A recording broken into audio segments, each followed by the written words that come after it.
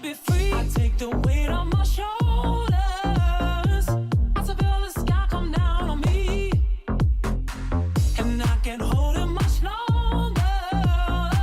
Gonna let go so I can be free. Yeah, yeah.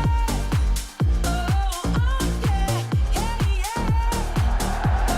Oh, yeah. Foul territory on a Thursday. Braun, Pierzynski, Kratz, and Rockstar is back. Not to be upstaged by Mr. Messi out in Nashville. Also, today's Foul Territory is brought to you by ice cream. If we get ice cream sponsorship, boy, you might expand the box. Heated debate going on right before we started. Everyone good? Everyone friends? Yeah, but here's the thing: soft serve counts as ice cream. Who said it does? Well, I mean, Claudia, our producer, was like, "It's a special cat." No, it's ice cream. Like, have you been to Culver's? Have you been to Ted Drew's in St. Louis? Have you been to Dairy Queen? I mean, that's all ice cream. I call it all ice cream. Twisty Treat. Have you been to Twisty Treat yet in Orlando? No. Well, you're missing out, Scott. You just made fun of me for Menchie's. I've been there.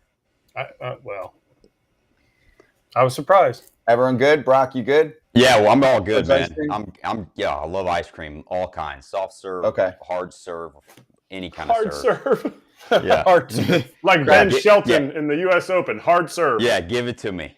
I got a present for AJ as I'm hitting the road to go to Atlantic City tomorrow, and we've got some shows in Jersey and Pennsylvania, and then I don't know if I want to say it yet, but a special place coming up. I just got this for you. Dude, how big is that? Did you get that? Where did you get that thing made at? The tent store?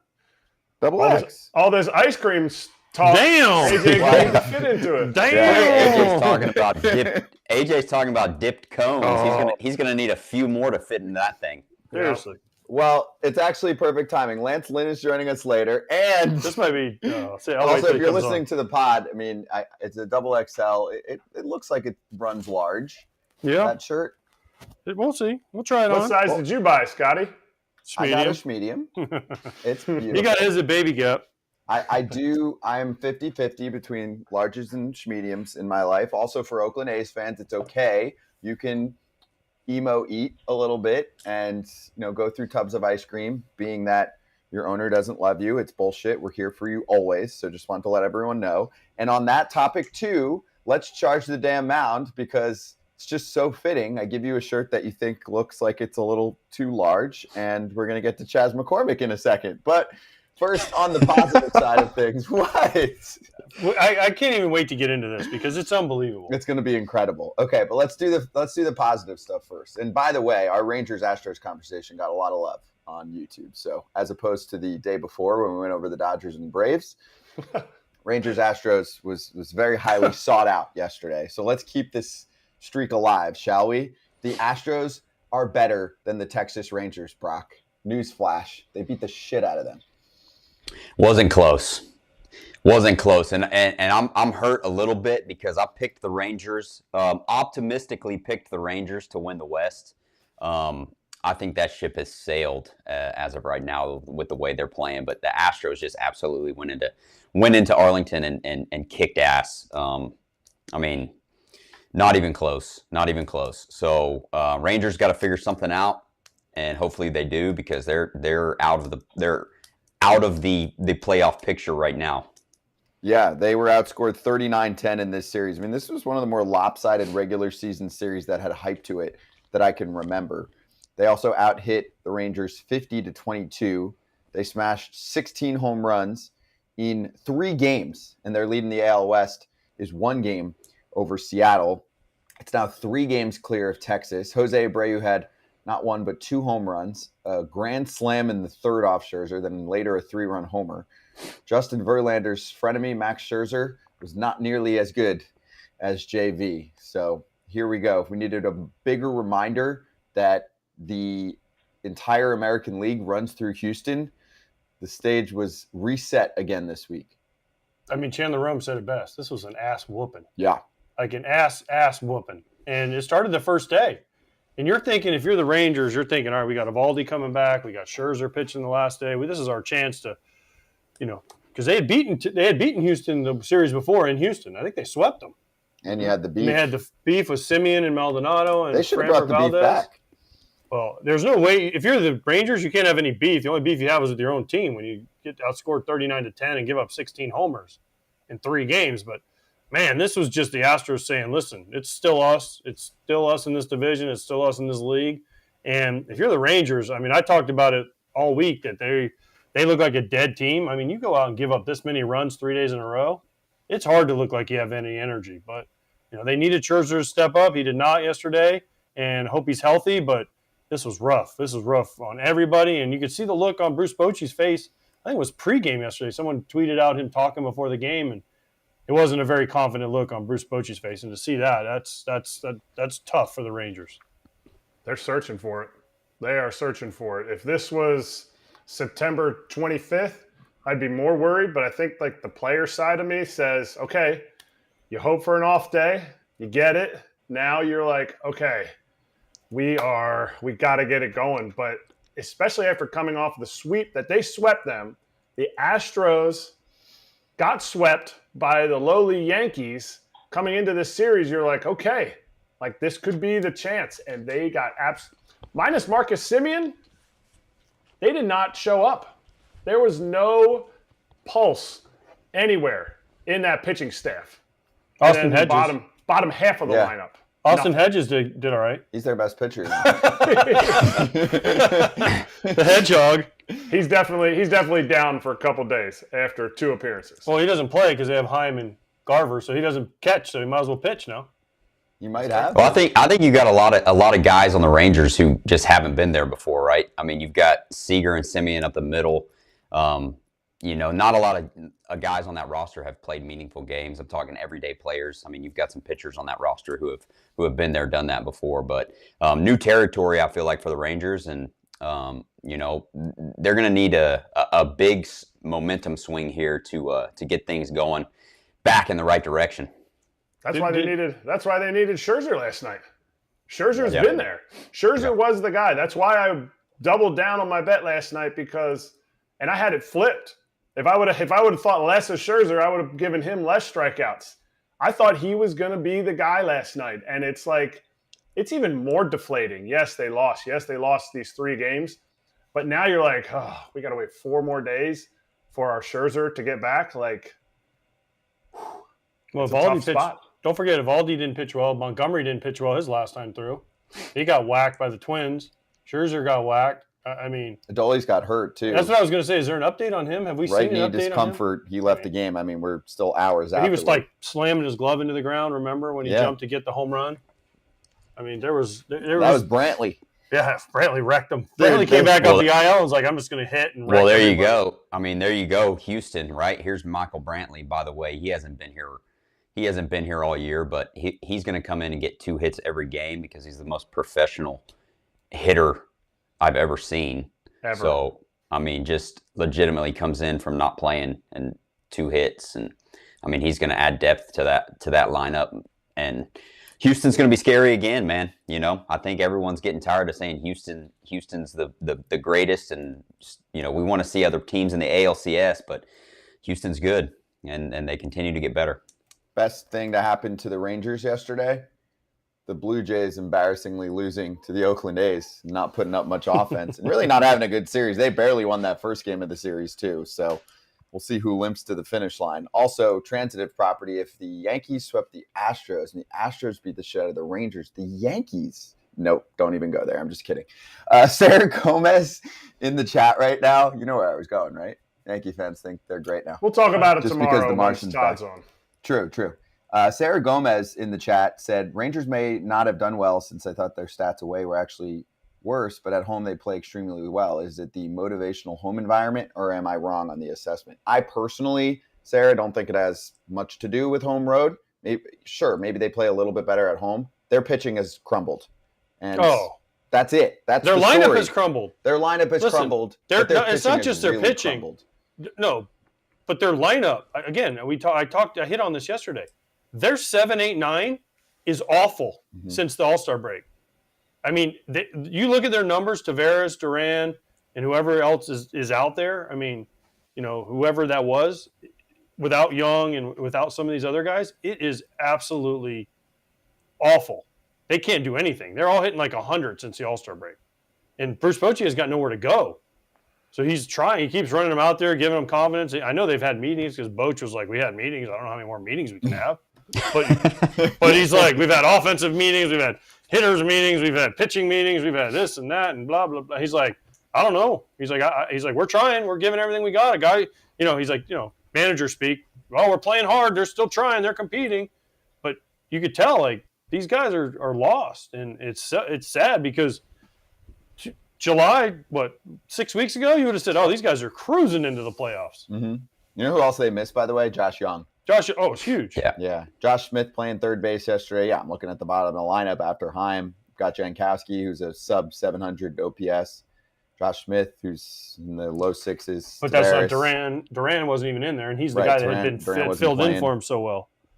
Yeah, they are struggle city right now. Okay, so then the other half of this story, and again, I want to just say on the Astros side, you guys are dominant.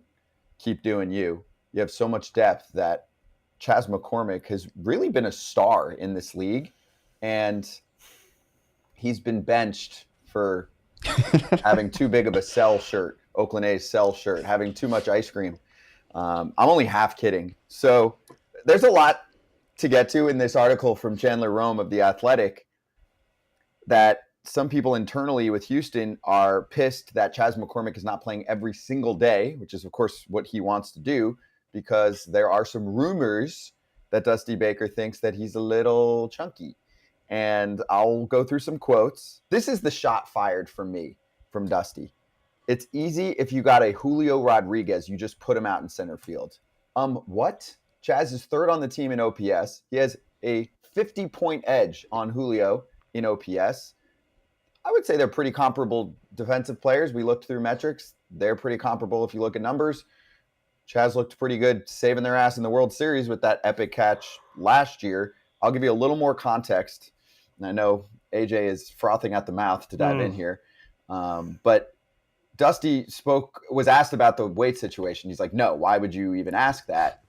He said, that's something that you're always aware of. You know what I mean? As long as it doesn't affect your performance, it's not really that much of a concern. Here's another shot. He ain't a big boy yet. It's hard to be a big boy right out of the gate. What is this, Chad's third or fourth year? The big boys are Altuve, Bregman, Tucker. Those are the big boys. The other boys are approaching big boys. By the way, side note, Julio Rodriguez in year 2. He's not a big boy. I love Julio. It's nothing to do with him. But, later Dusty said it's not all about OPS, not all about hitting, about some of the little things that can cost you in games. Okay, and now here's Chaz's side. He said he's heavier this year on purpose. He gained a little more weight since the injured list. He feels stronger, healthier, more durable. He said he can do more being 220 versus 210, which feels too light to him. He said last year he was 214, a little light. I mean, this guy clearly is paying attention to his weight to a T. He's having by far a career year. He said he usually loses weight during the season. The only thing you can point to, he didn't say this, but numbers-wise, is his sprint speed is down like just a tick. But he's third on the team in OPS. It's not like he's benched. He started 42 of 50 games in the second half of the season. Brantley's back now. Give you another lefty in the lineup. Okay, there's the court case. Judge? His numbers speak for themselves. We had him on the show. He's raking this year. And he's been good in the outfield. It's not like he's awful out there. He's pretty damn good. He makes a lot of good catches. He goes and gets the ball. And let's not forget, when Altuve was not there, Bregman was struggling, Abreu was struggling, Pena was struggling, Maldonado was struggling. Guess who was the guy that propped him up? McCormick, right? Tucker and McCormick were kind of the two guys there. When Alvarez was out, it was Chas McCormick. So he deserves a lot more credit in his weight. Like, are you shitting me? His weight? It's not like he put on 50 pounds. He put on 10 pounds. And he says he feels better and his sprint speed's down a tick. This, to me, sounds like Dusty Baker just figuring out a way to get Michael Brantley, and he must love Dubon. That's it. He's like trying to come up with an excuse. Well, his weight's up. Well, what? But he didn't say that. Dusty didn't publicly say that. He said, but it remains something you're aware of. Yeah. But then there's people behind the scenes, team inner working saying Dusty always says he's overweight. Yeah. So that's behind the scenes. Don't think Chas McCormick hears that? Dude, this guy, he's having a hell of a year. And you want to talk about Julio Rodriguez? His OPS is higher. And I know it's not all about offense, but when your team had no offense for those months, guess who was the offense? Chas McCormick. Reward this dude for that. And I don't know, man. This is the one time Dusty Baker usually nails it with his stuff. This kind of is one of those times where you're like, has Dusty lost it? Like, what are we talking about here? This shouldn't even be a topic. Chas McCormick, righty, lefty, he should be out there every day. 100%.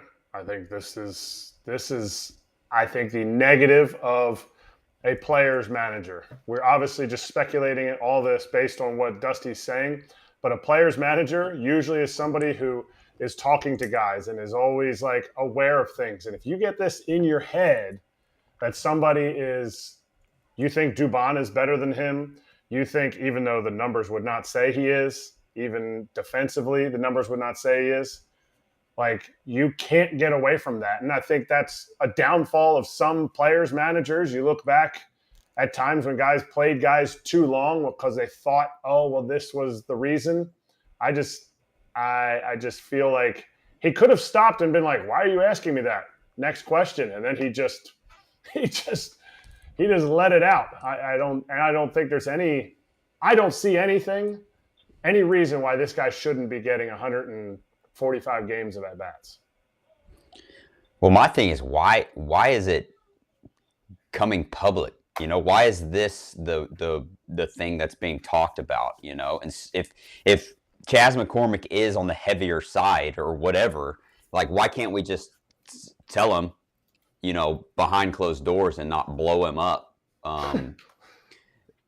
you know, in the media? You know, that's the issue I have. Like AJ said, numbers speak for themselves. Chas is playing great, right? Like, put him in the lineup. He adds depth to your lineup. You know, Michael Brantley's coming back. Yeah, you want to get him at bats, but this guy's been huge for you all year. So what are we doing talking about his weight and how heavy he is to the media? You know, if that's an issue, let's handle it behind closed doors and move on. Like, this is ridiculous in my opinion.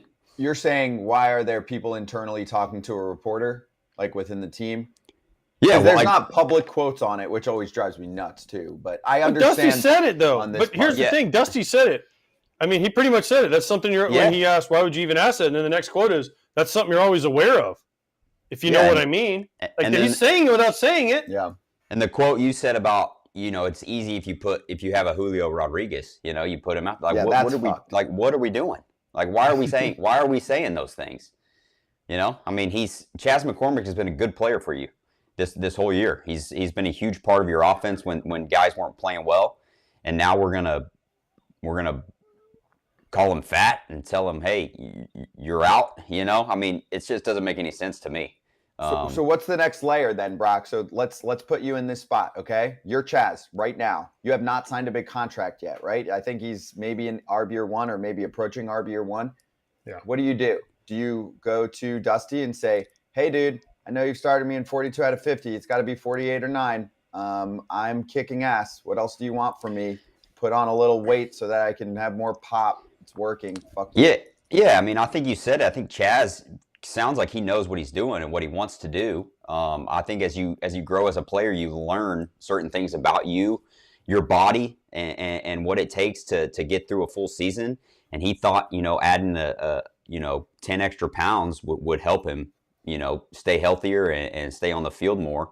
I think when you're in that situation, though, you just kind of, you know, the inevitable quote or whatever, it's control what you can control. And I think Chas seems like the guy where he's just gonna do what he's got to do, you know, and you know, hopefully keep a good attitude. And I mean, it's probably a tough spot to be put in because you're playing so well and you feel like you need to be out there and you want to be out there because you're playing for future contracts and this and that. But when stuff gets out like this, it just doesn't make any sense to me. I mean, what? I just don't understand what you want. Guy's hitting 289, average doesn't matter. 20 homers, 14 stolen bases, OPS of 898. I mean, that's an elite freaking player, right? Mm-hmm. Okay, then you want to go defensive metrics. He's 82nd percentile in range, right? Which is great. Okay, arm, who cares? Arm strength, average. Sprint speed, 72nd percentile, 28.1. So he can run. He's not like he's got 14 bags. So, How is he over? I just don't understand how this is. This is just. I'm going to look up Dubon because I just want to see his defensive stats. But Because Dusty loves his defense. He talks about it. that's what I understand that. But it's Dubon's like, a little bit better. He's a little bit better, but he's playing other positions too. Yeah, and also Yeah, Chaz Dubon's is a one of those significantly better hitter. 1,000,000% better hitter. Yeah, Dubon's one of those guys It's you not want even close. you want to have him in the lineup, but you want him to be able to move around and play different spots. All right, so Chaz Dubon's- is an outfielder. Dubon's, range, this is other positions, is 46 percentile, which is below average. Right. Well, is that for all positions? It doesn't combined? tell you. It just says Yeah. fielding. And then his running is 71. Was it what I say Chaz's was? 70. 72. Something higher than that. Yeah, so he's high. He's a faster I mean, runner. we are No, really, I understand, but it's we're like reaching here. But then when you say he's not a big boy, but you say Julio Rodriguez, why? 'Cause Julio Rodriguez is why? Because he's been in the All-Star game a couple times and he's won Rookie of the Year. Well, listen, I in the league let's- twice as long as Julio. Well, listen, I think we would all like to be Julio Rodriguez, right? Yeah, duh. This we all isn't like a to knock look- on we- him. we would all like to look like that, but guess what? We don't. We can't all. We're not all built the same, you know. Like Chaz McCormick's a good baseball player, and he's helped you win games. He deserves to be on the field, and all of this should not have been put out there. Maybe he should have taken the whole maybe this is why they don't tell him about Michael Brantley's injury road back and all that stuff, because sometimes Dusty just talks a little too much. Like maybe it should have been like, Dusty, just leave it how it is. Yeah. Yeah. All I had to say was I like Dubon's defense better. You don't have to go into this other stuff. You really don't. Never Also, wait. Big should be You playing. never talk about somebody's He's a weight. stud unless right now. you're, the only guy I remember really ever like weight was obviously Sandoval, Pablo. right? That was always a Incredibly thing. different case. I agree. Yes. Yeah. But he also remember he lost all the weight and went to Boston and couldn't. Well, he got yeah. fat again. Well, Went back listen, to San Fran and started The breaking. problem with the Pablo thing, I was there. The problem with the Pablo thing is John Farrell told the media before spring training that he went down and saw him and he lost like 40 pounds. And then he comes to spring training and he did not lose 40 pounds. He probably gained 20, so. Wait, John Farrell said something that he shouldn't have? No freaking way. Surprise. Manager John doing something like that? So that's the picture. That's the picture you see where Pablo's playing catch in the outfield and his belly's coming out of his shirt. Everyone expected Pablo to come back in the best shape of his life because John said he was, and then he obviously was not. So that was the big thing there, and he was big. Pablo was too big, but yeah. But Chaz is not. That's the point. Yeah. So I think point taken here, and also John definitely hosed his players a few times, but Dusty just did on Chaz. There's nothing wrong here. All right, so AJ's raising his hand for the podcast crowd. All right, poll question: watchstadium.com/foul territory. The ALCS will not include which team. So a team that you don't think is going to go far: Baltimore, Houston, Tampa Bay, or Seattle. We'll touch on Tampa Bay coming back. Also, a lot of injuries, including more in Florida for the Marlins. Swing right back on Stadium. FT Live. Watch what you eat. We saw that they're loyal, like the TV numbers aren't bad. They're just not going to the games because why would you? Like, look around the league. Like, look at the lineup from a couple of years ago. It's completely decimated, and it didn't have to be. That's one thing that I'll never quite understand is that if you're a billionaire and you want to get into owning businesses or you want to spread out your money so that you can make more money, why get into sports if it's something that you're not passionate about? I'll never understand that, because all you're doing is just robbing hundreds of thousands, if not millions of other people of their passion. Because if you're an A's fan, like, look at all these people that showed up to the reverse boycott, and they're there to say, like, we still love the team. We just don't love what you're doing with it. And who would? Like, there's not a divide. It's a complete unity in the Bay Area. You even have Giants fans being like, listen, we've got this cross Bay rivalry type deal going on, but we're with the A's fans. Like, we don't want the A's to leave. No one wants the A's to leave. Well, first of all, before I blow you completely up, I enjoyed my time with the Red Sox. It was a shame that the team was awful, but that's neither here nor there. But now that you're a John Henry apologist, which you're proving, a Duran apologist, a Tristan Casas apologist, now you can be the real John Henry apologist again. He owns Liverpool, okay? Yes. In the Premier League. They're worth like $50 billion. They don't The spend Red either. Sox, The Red Sox can't go over the luxury tax. Fuck off, Jared. They're the Red Sox, okay? And now back to foul territory.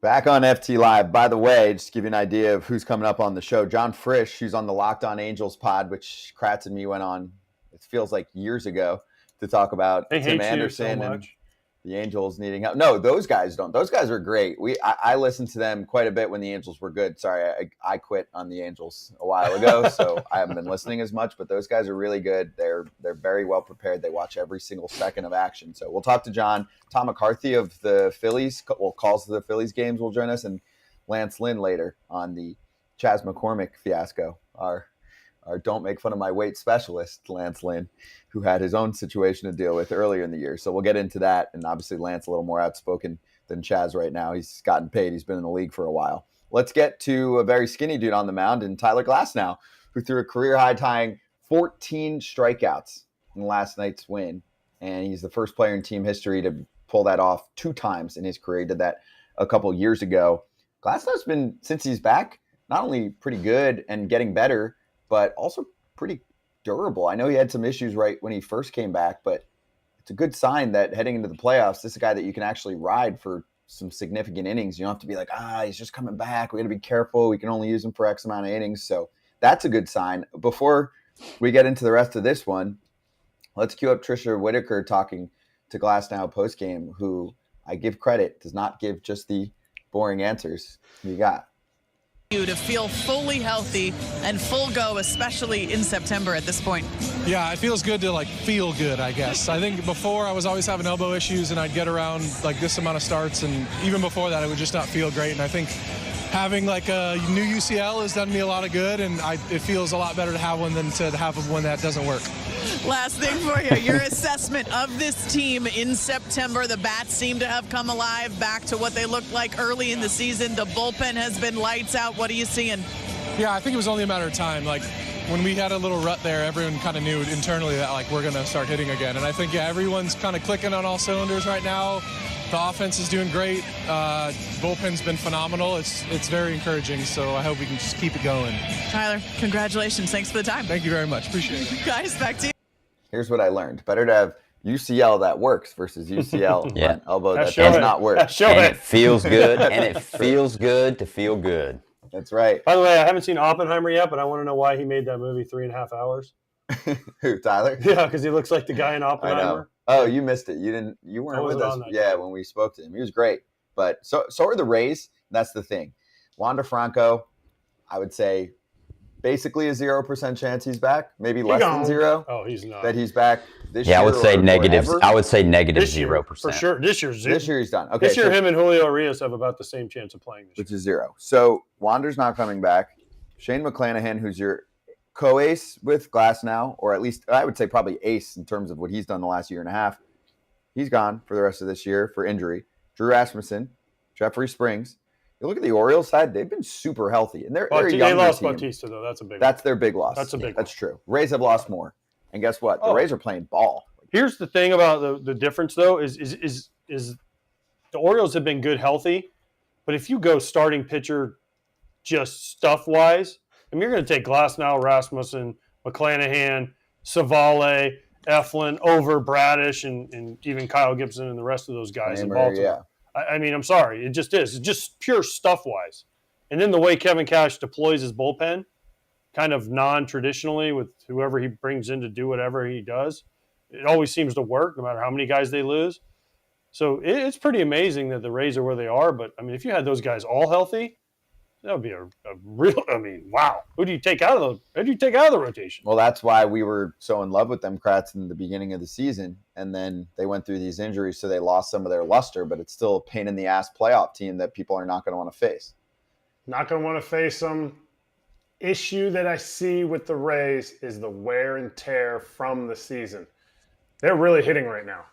Hitting, they're hitting homers. They're hitting everything. Josh Lau, Nate Lau, Nathan Lowe, all those guys. Nathaniel. You He's on the actually Rangers. screwed that up. He's Yeah, on the it's badly. Brandon Lau. He's on the Brandon Rangers Lau. now. Josh Lowe. Josh Lowe. Yes. Nathaniel Lowe.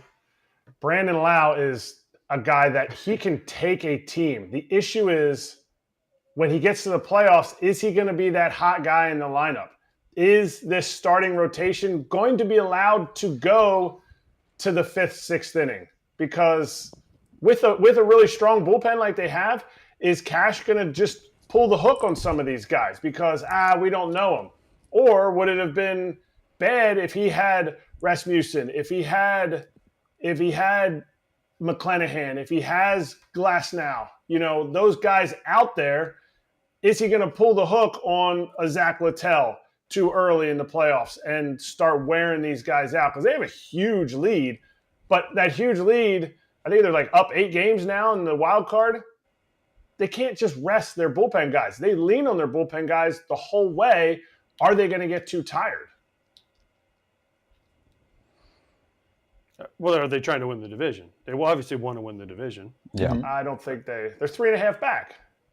They still have the Orioles, They but still want to win the division. I mean, if you win the division, you get a bye and you get to rest. If you don't, I mean, in a 3-game series, who would they? I mean, if it stays the way it is right now, in a 3-game series, they play the Blue Jays. No, No, they would play whoever gets second place. which is right now is the Mariners, Yeah. right? So Gilbert, Castillo, and who's the third? How am I And forgetting? Miller. Or no, the other guy, Logan Gilbert, Castillo for the Mariners. Who's the third guy? I don't know. We all Felix Hernandez. Felix Hernandez. But the big it's three Miller. for Miller and Wu. Miller, Wu, Gilbert, Castillo, and then who's the other one? Oh, my favorite, George Kirby. George Kirby. Okay, Yeah, so those Kirby. 3 will probably start against Glasnow, Eflin, Savale.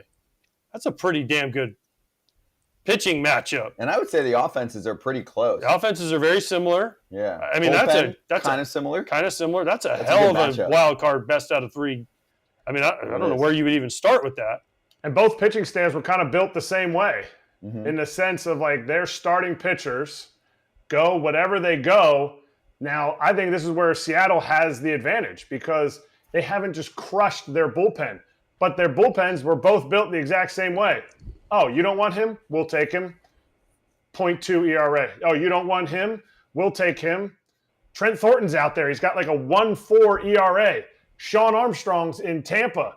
He's got like a 0.86 ERA after bouncing around 4 different teams. Like Robert Stevenson, are you kidding me? Holy guy from the shit, Have you Reds? seen what they turned him into? That's the thing. Like, if the Rays come for one of your pitchers, don't give him up. If they call you and say, "Hey, we want this guy," you say, I'm keeping him. You know something that I don't know. Yeah, Well, that's pretty much every guy they trade for, though. Well, that's I mean, what they miss on very few guys. that's both what I'm teams, saying. though. Both teams. Yeah. The Mariners and the Reds. Paredes for Austin Meadows. People are like, sure, yeah, Meadows coming off whatever, 100 RBIs, and Paredes is a backup, whatever, utility dude. I mean, don't forget How'd that go? Chris Archer for Glasnow and That all was that whole crew. probably the robbery of the decade, that Pirates deal. By the way, Pirates. yeah, well, Pirates are If the the Pirates opposite. call When you, when they call you, take whoever you they put them on give speaker, them whoever they want. You put them on speaker, you bring everyone in, and you say, please don't hang up, don't hang up. I No, got more. you'll give us someone else. But Okay. wait, there's more. Perfect timing. The Rays start their series tonight against the Mariners. It's for here. 4 You games. should go. I'm leaving. Oh, too bad. So sad. You should go, AJ. Yeah, you More should. games. I'm No, leaving he's too. leaving too. But here's the important part too. The Orioles and Rays still play 4 games against each other. There's still 3 games left for the Rays against the Angels. You're winning that series. The Angels are tanking. They have a lot of Blue Jays towards the end of the season, which is interesting because Toronto's going to need it, and they can play spoiler / try and get themselves into that top seat in the division. So interesting. Scott, you're suspended. You said tanking.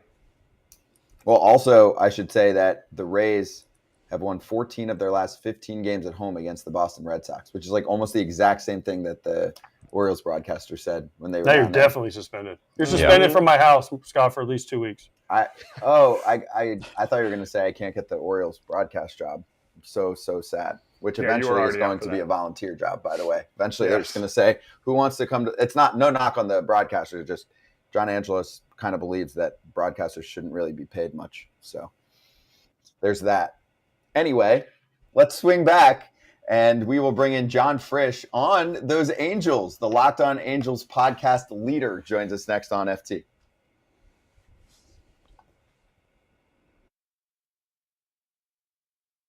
Is the stolen base watered down? Yes, but I know where you're going with this, Eric, Nope. and I'm going to answer it. No, hold on. You're going to have to allow the witness to have his say. The question that's come up, and it's a very fair question, is, okay, we're looking at a National League MVP race between Ronald Acuna Jr. and Mookie Betts, and one of Acuna's top credentials is the 60-plus stolen bases. And you might say, well, this is a year in which there have been already more stolen bases than last year by quite a number, several hundred. So with the new rules, yes, it is easier to steal bases.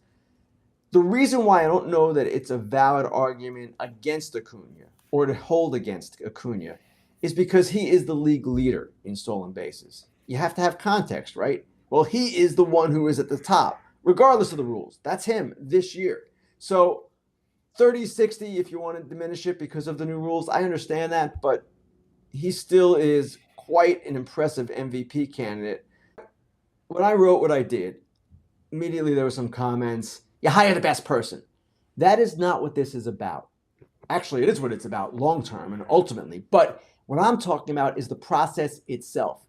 If you have a process and you interview a wide range of candidates, diverse candidates, other candidates, and then you hire Chris Getz, that's fine. You follow the process. They did not follow the process. And that is my complaint here. That is the complaint of some people within the game. It's not that they didn't hire a candidate from an underrepresented background. That's not it. Hire whoever you want, but at least give these other people a chance. Give them access. And that's where the White Sox fell short. And now, back to foul territory.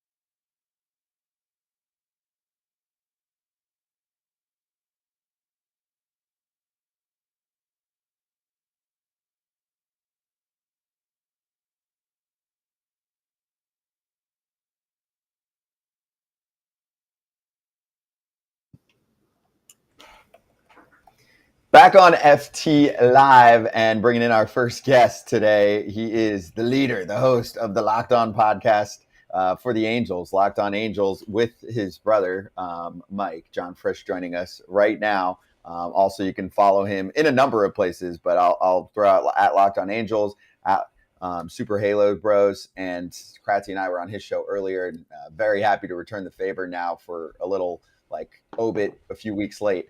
Jon, great to have you on, dude. How you doing, and how are the status of Angels fans right now?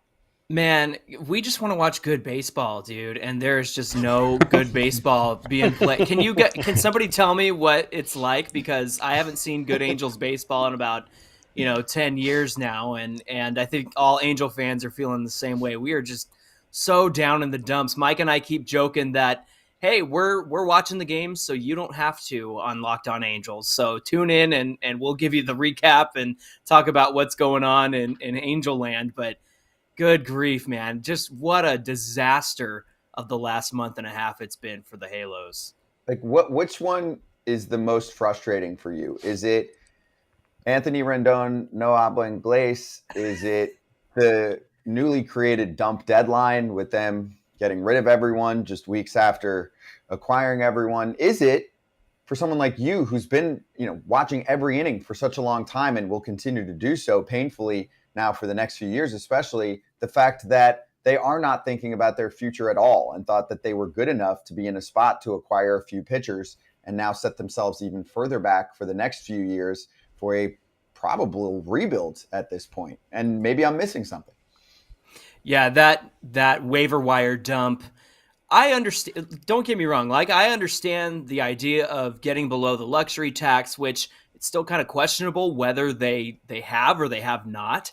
I totally get it. I mean, if and when Shohei walks, you get a better pick in the draft. It's not going to be a fourth round. After the fourth round, it's going to be after the second round. I get not getting penalized again for the next year being above the luxury tax for the second year in a row. You're not going to get that second year penalty. But man, what a statement to send to Angel fans of like, all right, that's it. We're done. It's been 3 weeks. We gave it a shot. We're out of this now. And so again, in practice, I totally understand it. As an Angel fan, it sucks because you didn't see through what you set out to do. And I understand that guys like Lucas Giolito struggled when they came over, and I know he's still struggling with the Guardians. But let me tell you, it for the first time since 2014, it felt like, hey, let's push. The team's been dealing with a lot of injuries. Let's go replace those players. I can't fault Perry Manassian for going out and getting another starter, getting another bullpen piece, adding a couple of role players to replace the guys you lost, like Taylor Ward getting replaced with Randall Grichuk. Thought it was a great move. Had no idea Grichuk was going to come over and struggle so badly. But I mean, it was an exciting 4 days, guys, when they made all those moves. So on August 1st, you were August 1st, John, compared to September 7th, John, is feeling how? Feeling August. hurt? Yeah, August 1st, John, was excited, and I know that the Angels had a tough schedule in August, but you can't roll over and die, right? Like, you got to go out there and say, hey, we're gonna try to make this push and try to get somewhere. And what was it, 2.5, 3 games out of the last wild card spot? You think, yeah, why not? They've taken a series from the Rangers. Yeah, the Astros have beat up on them a few times this season, but you can't just roll over and die. And now September 7th, John, is just defeated and deflated and tired. And again, I just want to watch good baseball, guys. And the Angels are not where to find that right now. Don't get me wrong. There's exciting guys. Like, I love watching Logan O'Hoppe. I'm excited about Nolan Shanuel. When Zach Neto comes back, I'm going to be thrilled about that. So at this point, I'm just looking to those guys to have anything to watch and be entertained by. But man, it is just brutal right now. John, as someone that the Angels fan loves so much. Oh boy, AJ. I was wondering if this was going to happen. I am just loving all of this, Nate. Screw the Angel fans. I feel so bad. Not one freaking bit. For all the times after 2005, I went there and you guys booed me. You guys, after 05, you tried to sign Canerico. Artie Moreno's getting what he deserved by trying to do that to the White Sox. So I don't feel one bit of sorry. Now, I feel sorry for some of those players, like Mike Trout and some of the guys that have been there for a while, for not being able to go to the playoffs. But for you Angel fans, you know what? Screw y'all, because I remember I was playing there in like 2012, and a friend of mine was sitting in the stands. It was probably you and your brother. And you guys are booing me when I come up to hit. My buddy looks at you and goes, why are you booing? And they go, I don't know. I think he did steroids or something. Just goes to show you. Screw you Angel fans. I hope you guys get what you deserve, and you're getting it now. Hey, you know what? True Angel fans understand the history here, AJ. And yeah, man. I mean, we can forgive, but we never forget, bro. We never forget.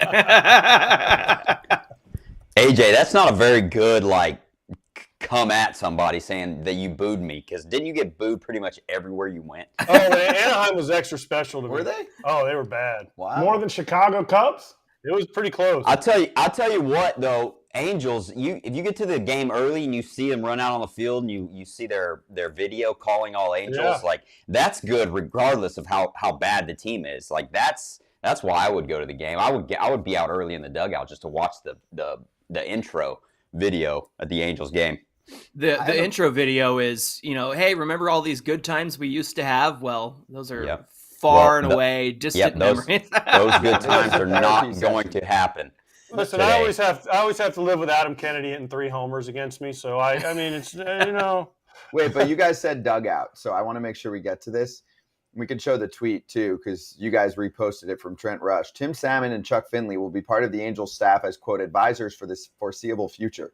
They'll be in uniform in dugout as extra eyes and ears. Are they coaches? What's their job? Otherwise, are they breathing down Phil Nevin's neck? Like, what is the plan here? To me, this doesn't sound like something normal. Have you seen shit like this? No.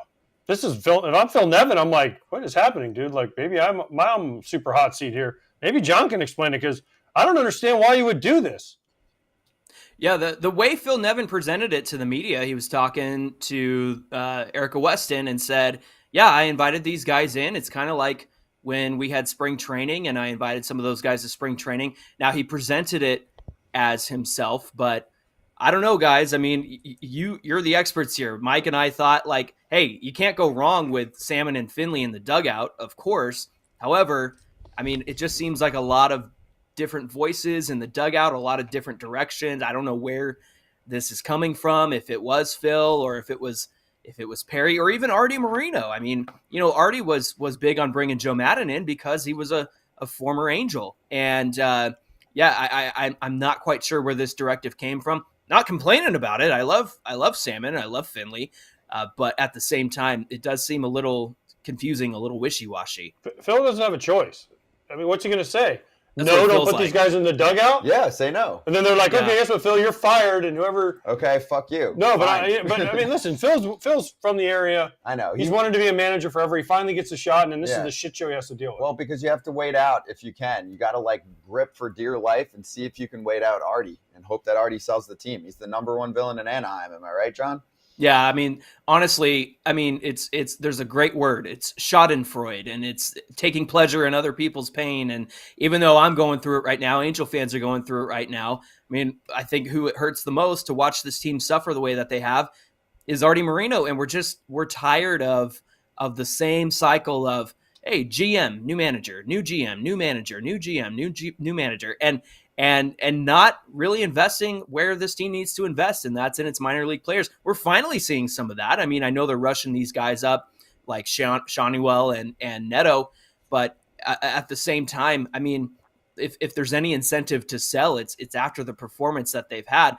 My fear is that he really had the best chance to sell last year with one more year of Shohei Ohtani on the team, and so I'm concerned that he's going to stick around. There's word out there that he doesn't really have any plans to sell this offseason. I mean, obviously that could change, but gosh, when I tell you that Angel fans are holding out hope that ownership is going to change, that is like kind of the last thing we can hang our hat on at this point.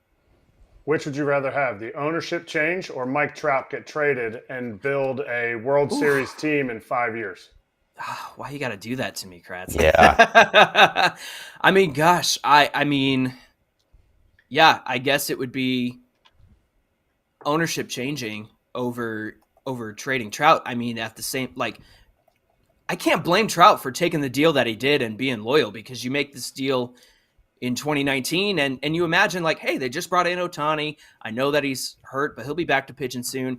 But you imagine they're going to bring in more pieces to build around Trout and make him the career Angel that he is.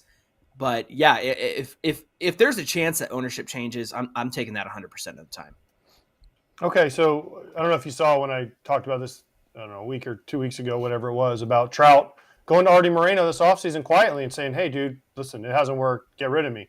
I mean, could you blame him if he did that? And would you accept it if, like, let's say it was really quiet and one day they just came in and said, hey, we've decided to move Mike Trout. I mean, obviously, Artie would have to pay down some of the salary, but to get better players back.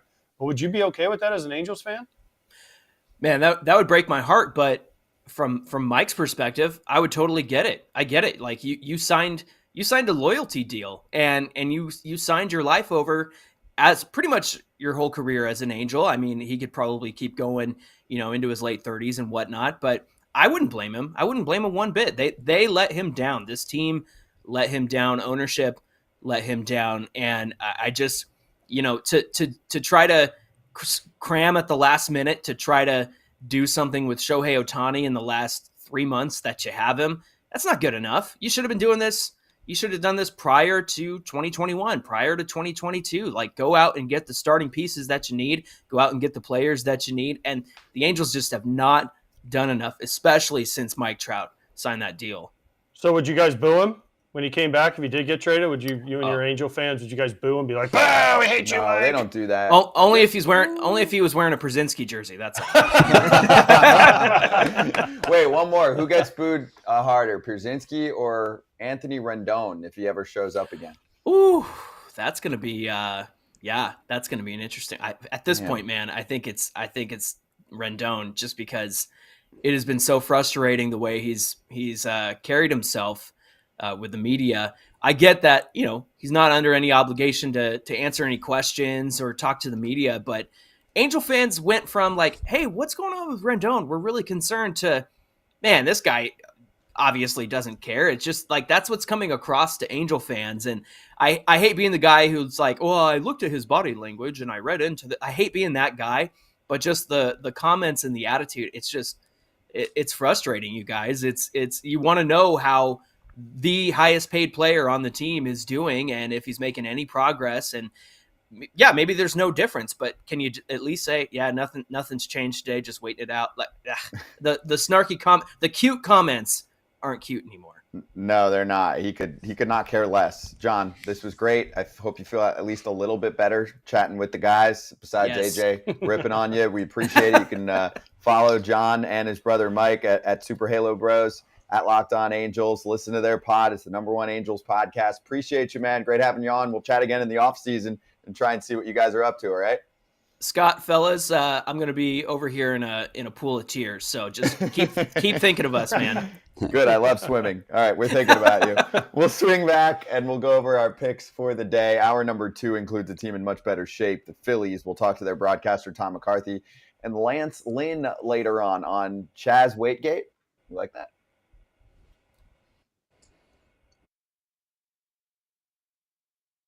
All right. So then my next question would be, should Mike Trout go to Artie Moreno and say, I'm up, it's my turn? I'd like to try to be a winner. I've helped you guys for 10 plus years. I'll help you now with prospects. If people on Twitter are crushing me because they're like, oh, he's washed up, he's hurt all the time, he's not going to get a haul. I guarantee you, if you put Mike Trout out there, there will be a team that will bite. You're going to have to buy down some of the salary, but there will be a team that bites and gives you something back. Absolutely. And I think that would be a smart move for Mike Trout. But you never know with guys. There's some guys who want to be a single team player. They want to be the Cal Ripken or whatever. I don't know why you'd marry yourself to the Angels of all people for that whole entire career, because they seem to be fairly dysfunctional. But hey, sometimes we all love dysfunctional people. So that might be what he wants. And if that's his priority, great. I think you're exactly right. Move on, go to a team that is better designed to win, that has more logical leadership at the top. And I'm not talking about Perry here. I am actually talking about Artie Moreno. He can be reliably counted on to not make the most logical decision. I would ask for a trade if I were Mike Trout, and the Angels should do it. They are not going to win next year. They traded a bunch of prospects to bring in Lucas Giolito and Ronaldo Lopez. Who they then, hey, those are ex-White Sox. Be nice. It's a package. Hey, no, I'm not ripping on the players. I'm not ripping on the players at all. I'm ripping on the fact that they went all in, traded prospects, mortgaged some of the future for these guys, and then 2 weeks later were like, never mind, you guys can go. Yeah, exactly. And now back to foul territory.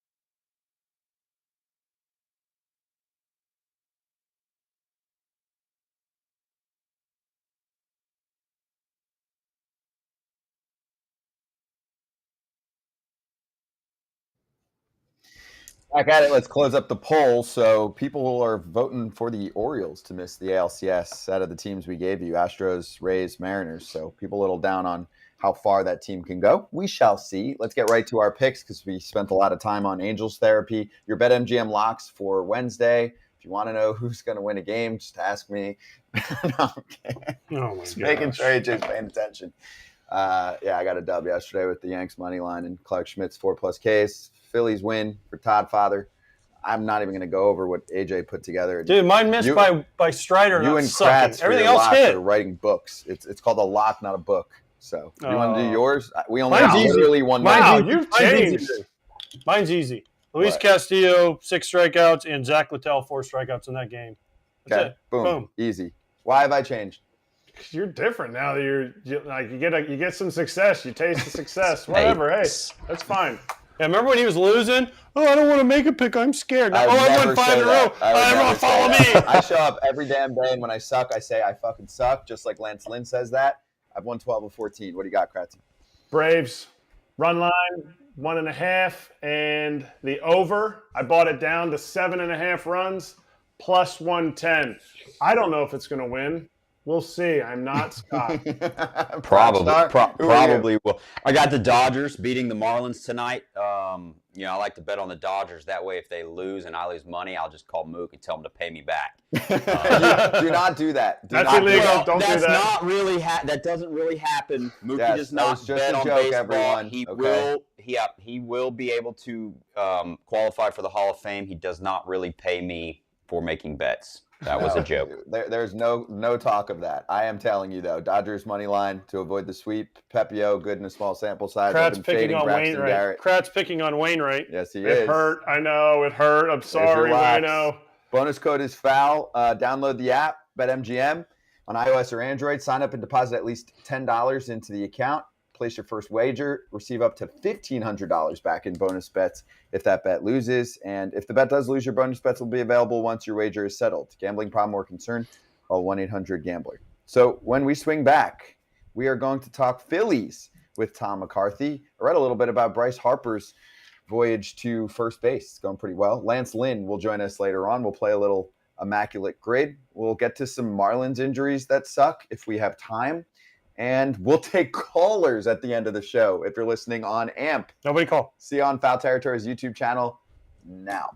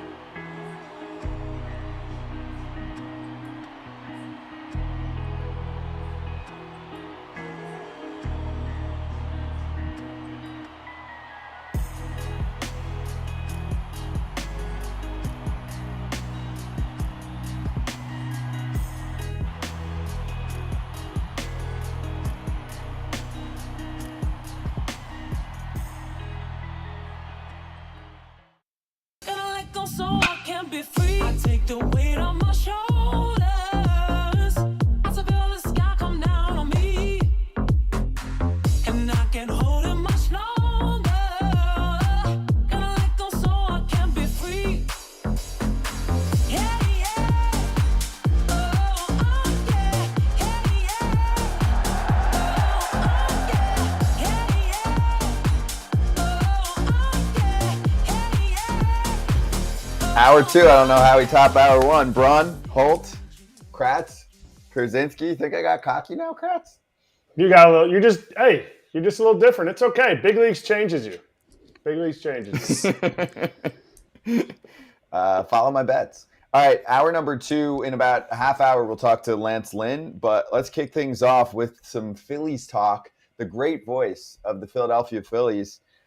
You can follow him at TMacPhils. Tom McCarthy joining us, having some fun this year, watching a star-studded lineup hit its stride right now. Tom, we appreciate the time. Great to have you. Are you in that What's that room? Are you in that broadcast room? I can always tell by the, Is that the office? walls. No. It's like their office they have there. I'm actually in my office, which I haven't been in like 2 weeks, and I'm just looking around thinking, man, it's a mess. In fact, I'm wearing the same shirt I was wearing yesterday on the air because I had a shirt on that had a huge stain right in the middle of it. So I'm a little formal right now, I feel, compared to you guys. How do you have a stain? You're not eating anything right now. You're down 50 pounds and you're still rolling. So how do you have a stain? I was putting a new mailbox in this morning. It's like 100 degrees here, and I don't know what I got. I got something on it while I was putting the mailbox in. Dude, you're rich. Hire somebody to do that. You don't need to be doing that manual labor stuff. I don't know. I was bored. AJ. I guess I got to keep myself busy. You were bored, so you're like, I'm going to go put a mailbox in? Like, most people are bored. I'm going to go take a walk. We got a note from in our mailbox from our mail lady saying that it was tilted and she couldn't put the mail in it anymore. So I had a to-do list today, so I had to get it done. You got the leveler out to make sure that thing was straight. I did actually. I did. Oh, it's wow. so stupid. I should have hired somebody because it's not going to last for the winter, honestly. Super versatile, though. All right, so let's get into the Phils. I actually want to start with, our buddy Ken Rosenthal wrote this morning about Bryce Harper's journey to first base and how it's gone, it seems like, better than expected pretty quickly for the Phillies and could be the long-term position for him, maybe to preserve that body for the rest of the contract, which is still like 6-7 years left. Yeah, I wouldn't be surprised if he goes there eventually. I don't think it'll be next year, but I do think that that's their plan, is to maybe put him there at some point. He looks great. I mean, his throws have been fantastic, and I think footwork is kind of still a little wonky at times, but man, he puts the work in. He's there every single day trying to do it. He's made some really good plays. He's made some really good picks. But I do think that's the plan. I originally thought that it would be to the back end of JT's deal that he would go there, but JT's not showing anywhere at all behind the plate. So it wouldn't surprise me that that's where he winds up going. And, he can do it. I don't think it's going to be next year, though. I think it's probably going to be down the road. But I do believe by the time we're at the end of his contract, he's going to be playing first base. Can Harper play every day in the playoffs at first base? Because he's been kind of a 2-3 games and then he needs some days off. Can he do it every day in the playoffs? I think by then he can, Kratz. I really do. I mean, his issue's been he had this mid-back spasms thing that was bothered him. So that's the reason they gave him some time off. But I think he could do it. I mean, they're managing it now, but I think that what they're going to do is just manage it now and then throw him out there. So it wouldn't shock me that he's there every single day. It just makes them better defensively if they have, whether it be Martian left or Cave in left or Pache in left, and let Schwarber DH. I just think that makes more sense for them, particularly in tight games. Listen, Schwarber's probably going to be out there from time to time, and he's working to try to get to every ball he can. But I do think there's a chance he's out there almost every day at first base during the postseason. Well, the more important question is he going to have a playoff beard? Because he just shaved his beard. I don't know. So is he going to grow it back for the playoffs like they do in hockey? I got to tell you, AJ, I think he can grow it back in like a week. I mean, he's not like he's not like me. Right? I mean, it goes you fast. And Kratz? You and Kratz are follically challenged? Yeah. Oh, yeah. Put me in that conversation, too. It's kind of by choice now. I mean, it's but yeah, I think if he starts hitting, he's not going to grow it back. But if it's not where he wants it to be, I mean, he's going to grow it back, and it's going to be back quick. I mean, it's he's like one of those guys I think that wakes up at 10 and says I can't shave until like noon because it'll be stubble by the end of the night. I think the fresh face should help with the back spasm as well. It's not as much weight. A little lighter around. Little lighter up top. I don't know, man. So Ever since I lost my hair, my back's been really bad. So I don't know if that's really. Well, I don't know if that's the issue. I think it's once you get a little older, things start hurting a little bit more. Yeah. You guys will find that out. I'm telling you, you're gonna find that out. One more thing on Bryce for you, Tom. How does he look at the plate aside from the little slump that he just went through, which was 0 for 20? Well, in the second half of the season, better, right? Yeah, he's got 12 homers since the All-Star break. I mean, his last homestand, I mean, it was unbelievable what he was doing. I mean, he does feed off of the pressure. He feeds off the crowds. Honestly, what he did on the road trip where he was hitless in 19 at-bats, I didn't see it coming because his swing was so locked in when he was at home. So, I think he's fine. I mean, he hit a couple balls hard in San Diego. He only had the one double that obviously produced the 2 runs yesterday. Pulling off a little bit. A couple really wonky lefties. The Cosgrove guy was was weird. I mean, Tim Hill's kind of weird when he comes to the plate, so I think that threw him off a little bit. But I think he's fine. I really do. I mean, there's no pain, obviously. He's just he was just in one of those funks, like he said yesterday. Is there any correlation to Bryce moving off the grass into the dirt at first base and his back hurting? Because that would seem like a lot of times you hear things that guys go from the grass to the dirt. You know, it takes a select few of us that can play on the dirt every day. That's exactly right. It's funny, AJ. I don't know. I mean, I think it was just not using it for a while. I mean, he played. He was DH at all last year. He didn't play the outfit except for the first month of the season.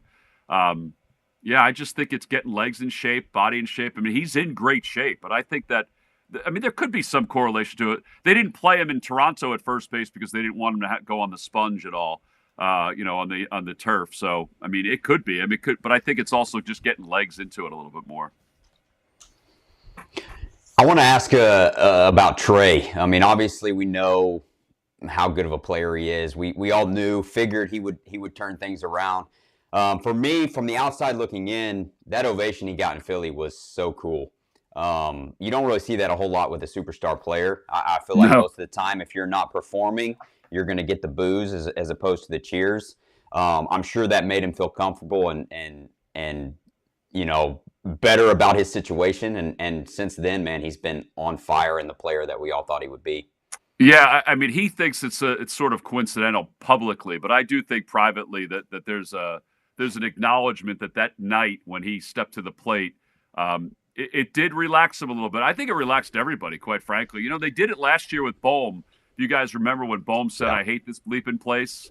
Then all of a sudden he got a standing ovation instead of being booed, and it kind of helped him a little bit. I mean, this game, obviously I've been watching it from a distance for these last 30 years and haven't played it, but you guys played it. You know, there's a lot between the ears that dictates success and failure in this game. And I do think it relaxed him. He's hitting 360 since then. You know, he's got this 15-game hitting streak going. The bat's flat through the zone again, not striking out as much. It was a really cool moment. I honestly didn't know what to expect. I did expect it would be loud, but the fact that it got louder as the night went on that first day, it was pretty cool. I mean, I have to admit, it was pretty cool. In any city, something like that would have been really neat to see. Trey was doing really well, but then he came on foul territory, and he had 7 home runs in 7 days. So I'm not saying you're going to hit a dinger. Is that it?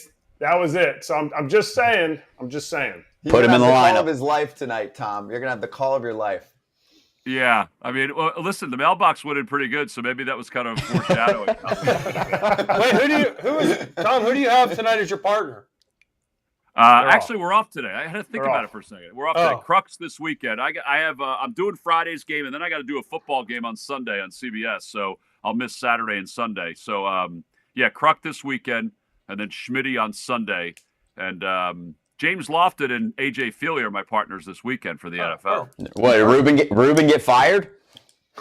No, he had to go out and buy some new suits because, he can't be – he's not as colorful on the Phillies broadcast as he is on the MLB Network with the green suit and the I'll let him know. One night where he wore the pink shirt. I'll let him know. Yeah. Have you ever? I honestly want to. Have you ever told Kruk when he's just going on one of his things, keep going, or John, you got to stop? Or you just always let him go? I never tell him to stop because if I tell him to stop, it's going to get worse. AJ, you just got to. Oh, please do then. Be like Krucky, stop! You got to stop, and then just turn your mic off and be like, you got the next 3 innings. Somebody said to me last week, they said, there's certain times you should really reel him in. You know what he's going to say. I said, I don't know what he's going to say. I have no idea what he's going to say. There are times where I'm hearing the story for the first time on the air with everybody else, and I'm as intrigued about what kind of goat is eating what kind of soda can in the back of his farm in West Virginia as everybody else is. He's a gem. All right, so for you saw this team make it to the World Series last year.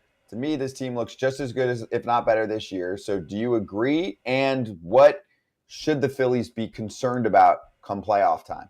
Well, I think the concern is probably after the consistency of Zach Wheeler. There hasn't been the consistency of really anybody else for the whole year. Now, Taijuan Walker's been good. He's got 15 wins. He's getting a lot of run support, so that could dictate success. I think the key is Aaron Nola, quite honestly, guys. I mean, he's got to, he's had some really good outings. He's had some clunkers. But if he can get himself back to where he was during the postseason last year and where he's been for most of his career at the Phillies, 1-2 is pretty darn good. I mean, obviously, there's the Brewers have a really good 1-2-3 punch, but I think you can line up. And then you have a choice at 3.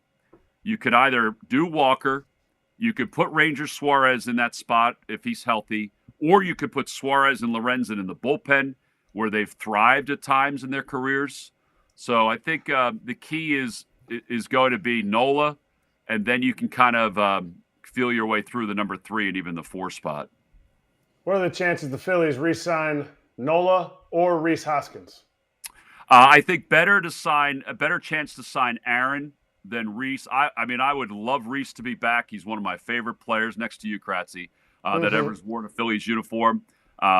He does so much in the community.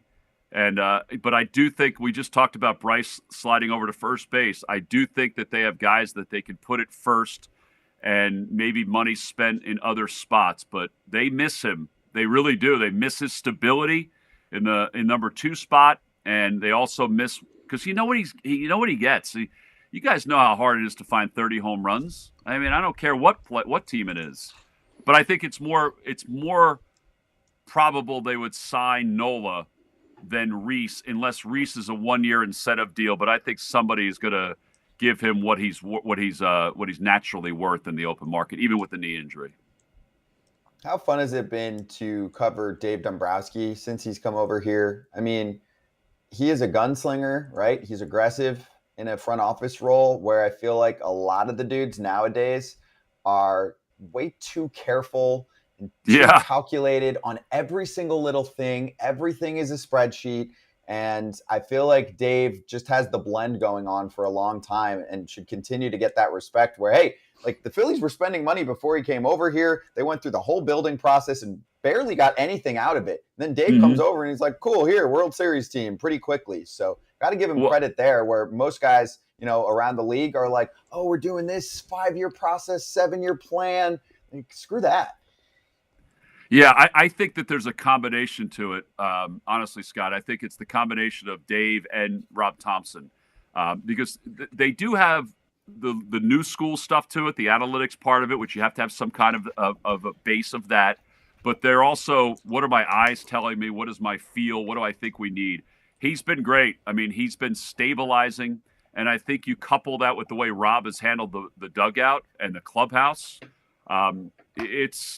It's been a really good formula for the Phillies. There's no doubt about it. And, they haven't depleted the farm system to get everything that they have. They've made some trades, but they have been very tactful when it comes to the farm system.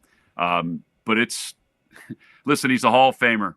At some point when he's done as an executive, he's going to be in the Hall of Fame. He'll join the likes of Pat Gillick, who obviously, led the Phils to the 2008 World Series championship. And it's going to be nice to have that moniker. He's fortunate too. We got an owner that wants to spend money in John Middleton, and that's a good thing too. And, it's smart money, but it's spending money and making sure this team is competitive. I wanted to hit on that a little bit. You brought up John Middleton. You've worked there before when David Montgomery was just an unbelievable owner, unbelievable rep for the Phillies, unbelievable person. How is this ownership? Because we absolutely rip on this show on John Fisher, John Angelos, Artie Moreno, guys who want to be too into it. Yeah. And I think in the Phillies, both Montgomery and seeing John Middleton, they're into it. But talk about what a positive environment that they produce for you as an employee, but also for a team in ownership.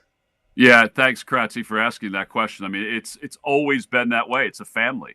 And the carryover from David, who was wonderful, to John and the Buck family just has been fantastic.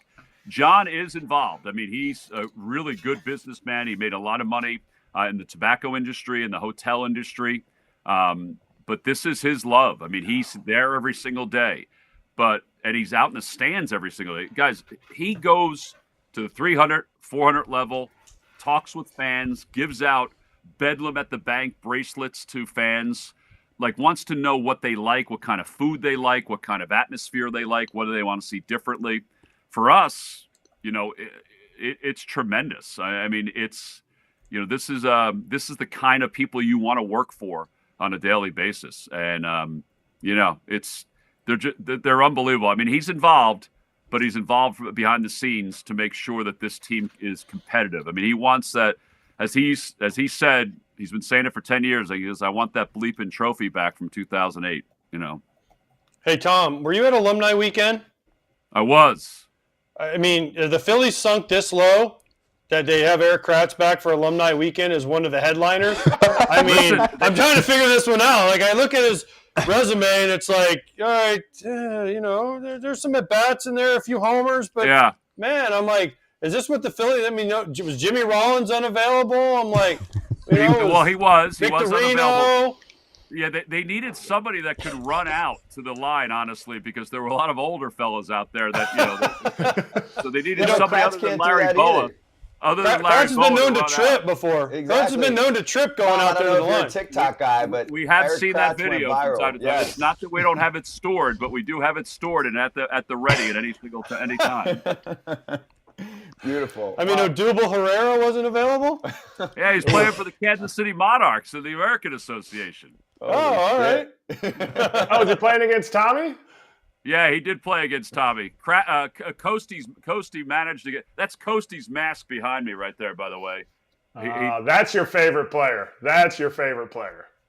Well, no, you're my favorite player, Kratzy, just because you're with me right now. But I do like that mask. I mean, AJ, did you ever wear that mask? That kind of mask? No, I was tougher than that.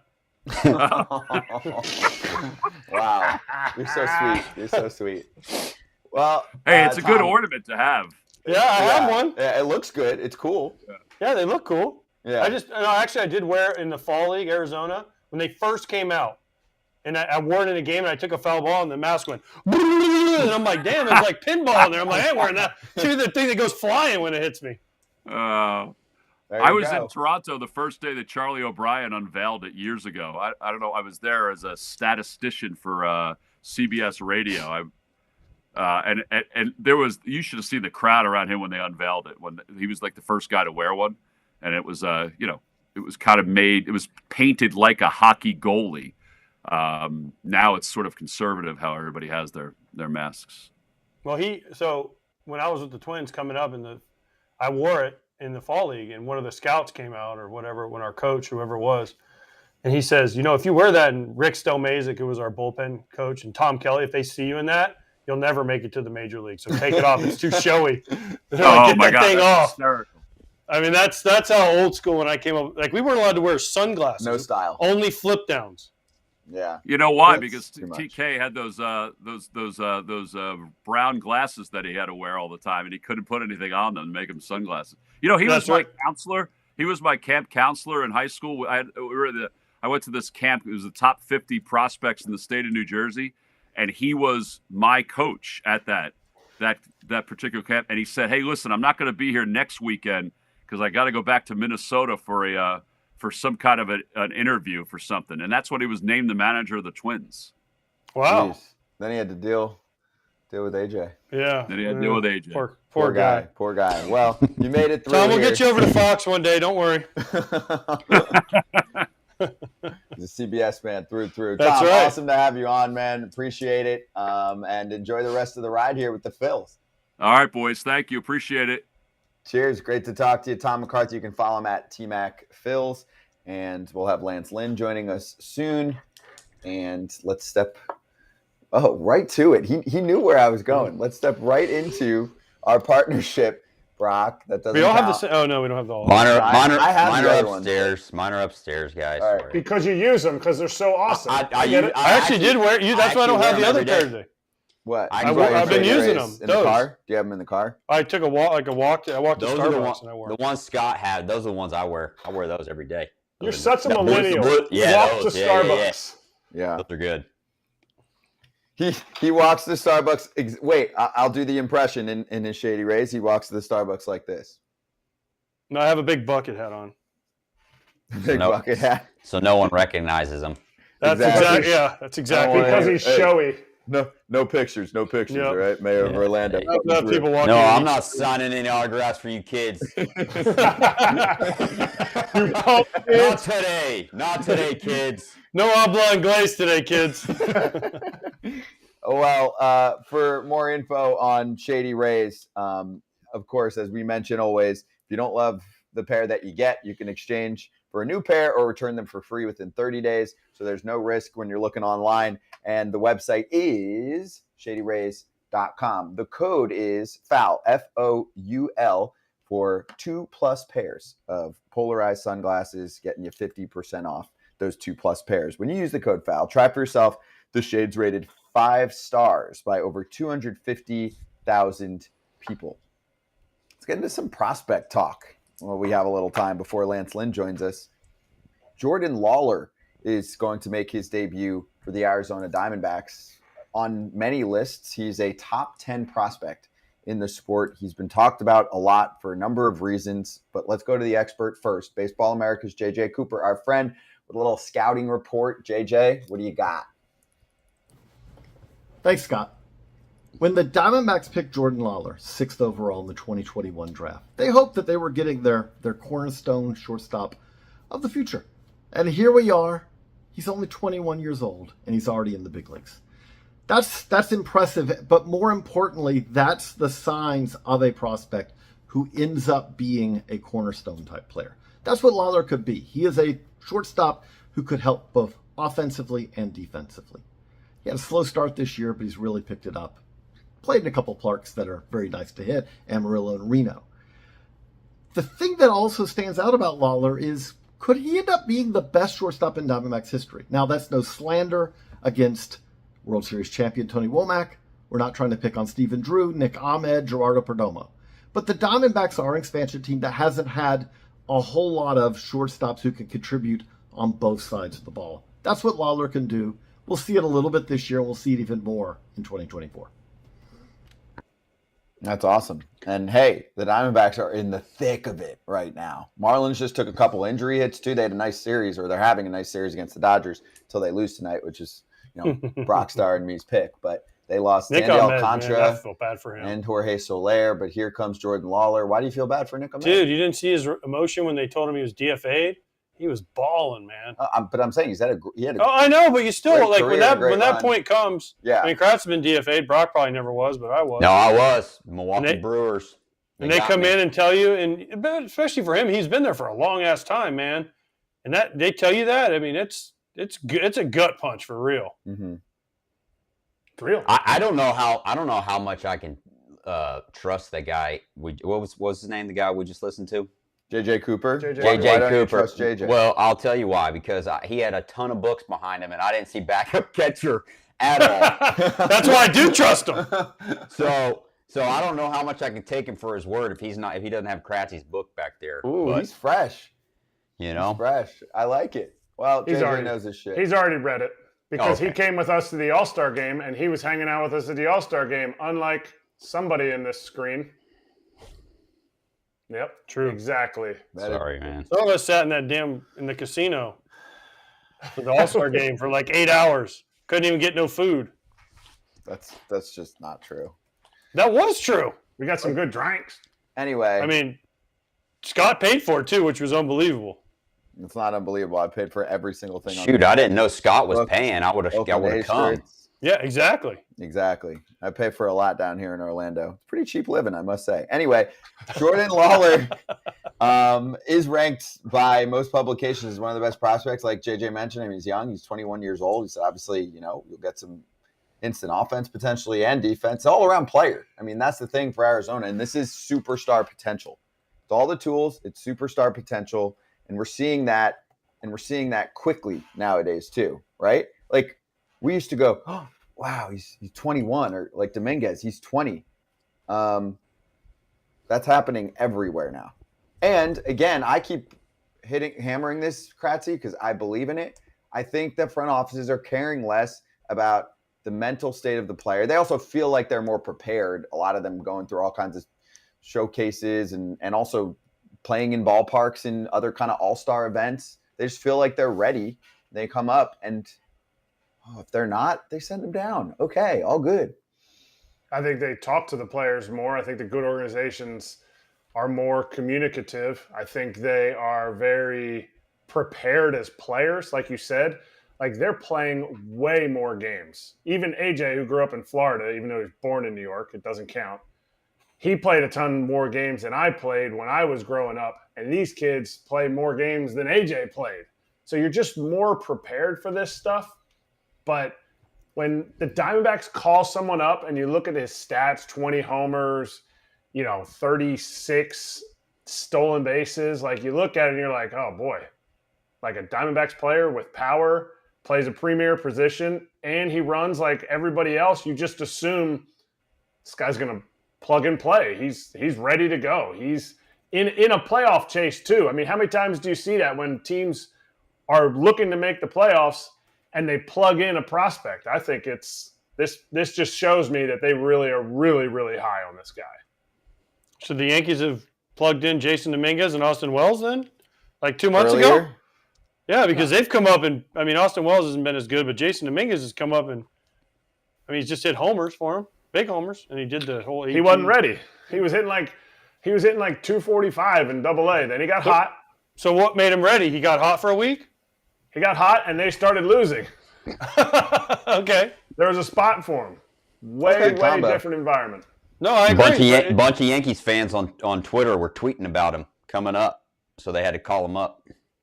Yeah, I'm sure Cashman was like, "Oh man, yeah, look what at are that. they saying? Oh, Jasson Dominguez. Oh no, I forgot about him. Listen, that dude, he's been great since he's come up. Let's not Who? Dominguez. He's been absolutely." awesome. I mean, to do what he's done his first big league at bat, hitting a homer off Verlander, pretty awesome. Homer in Yankee Stadium, did the ET thing, even though he's never seen E2, which is even better. So someone definitely fed him Someone that. definitely told him to do that. I mean, Which clearly. that's great. Which is even better. That's awesome. Was I it love like that. Judge? I want to know, was it Judge? Who was it that was Judge like, hasn't seen it either. These dudes are all too young. It was probably his agent or something. It's got to be somebody more in their 30s, 40s, right? Somebody trying to sell the Martian merchandise? Yeah. Whoever made E.T., whoever made that movie. Spielberg? E.T. Yeah. I think he's doing okay. Yeah, he's fine. Let's show this Sarah Lang's tweet on Dominguez. Youngest player since at least 1901 to homer in at least 3 of his first 5 career games. So he shows up right away. He's playing well. And, of course, immediately you have some Yankees fans like, where's this guy been? It's funny, but it's good. It's a great sign for him. And he's setting the bar high, too, for next year. I mean, you're going to have, if he keeps this up for another few weeks, you're going to have Yankee fans in the offseason being like, is this dude a instant 40-plus homer bat for us next year, 5-tool player? It's been 5 games. I understand. It's been 5 games. Looks No, good. I think Aaron Judge might be on the market now that they have Dominguez. Yeah. Like, they've got Funny coming from the Red Sox. Can you imagine they Trout can move and Judge now? Trout and Judge on the trade market this offseason? Man. Oh, that'd be One of them that's I gonna be really cool. can't imagine, though, all kidding aside. Mike Judge. Trout should be traded. Yeah, Yeah. Judge. No, that's for real. Yeah. Yes.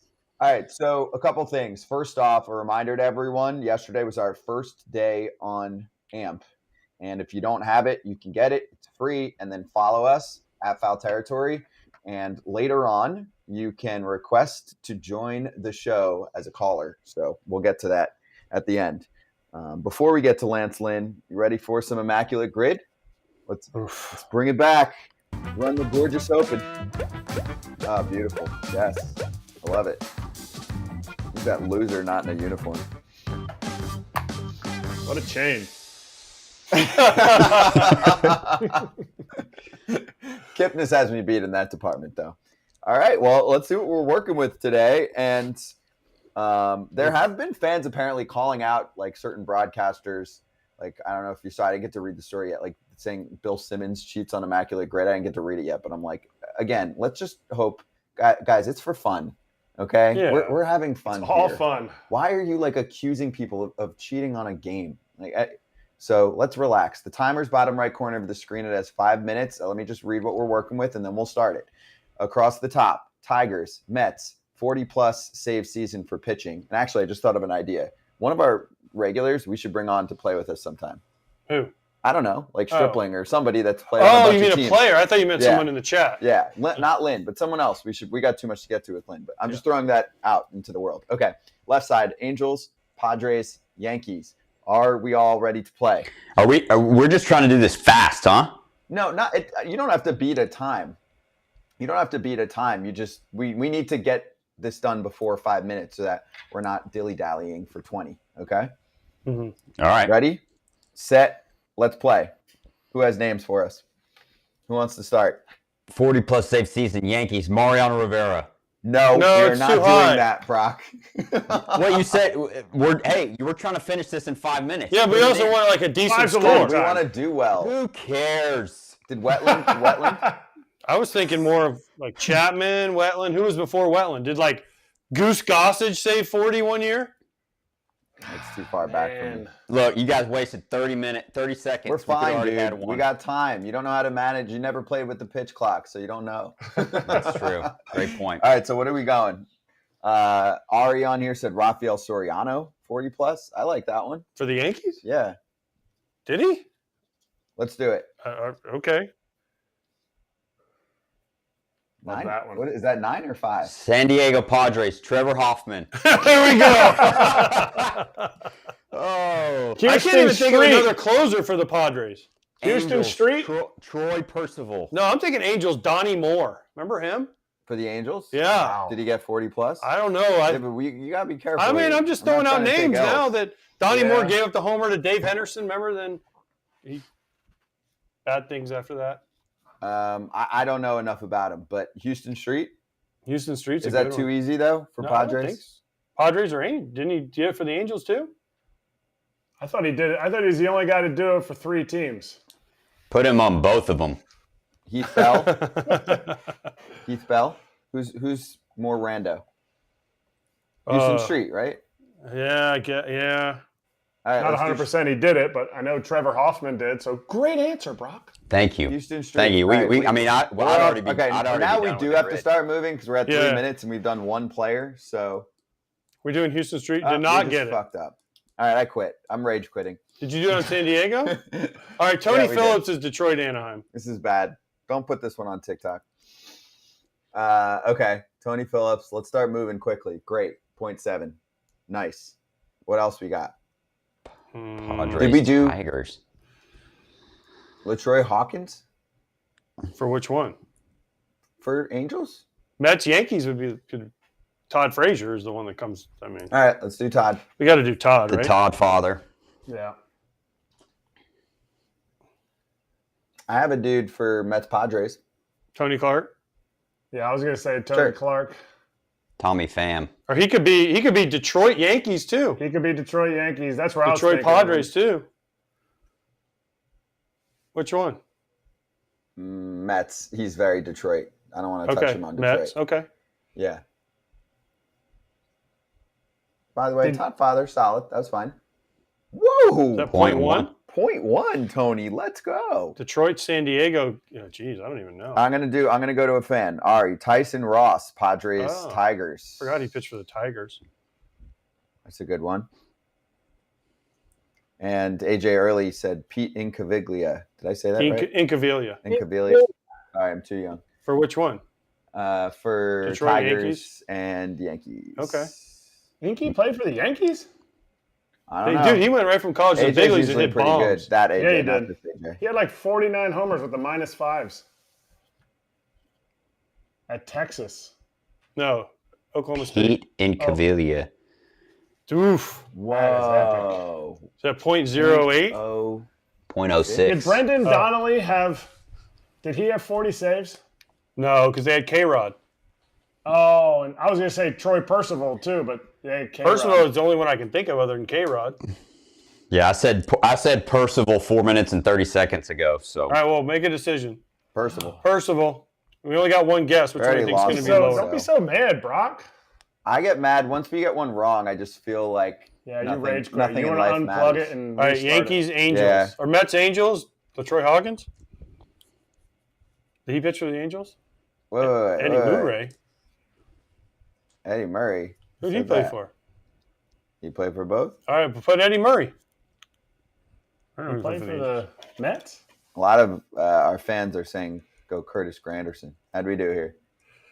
Oh, wow. Murray went low. Yeah, well, that's why I don't remember him Brock, on the Mets. we have 25 seconds left. See, Brock, Relax. what are you going to do with 20 seconds now? Yeah, see, we would have been done way sooner, and we could have talked about more cool things. But I actually By do the way, have Troy something. Hawkins was 0.4%, so Eddie Murray was 0.3. Okay.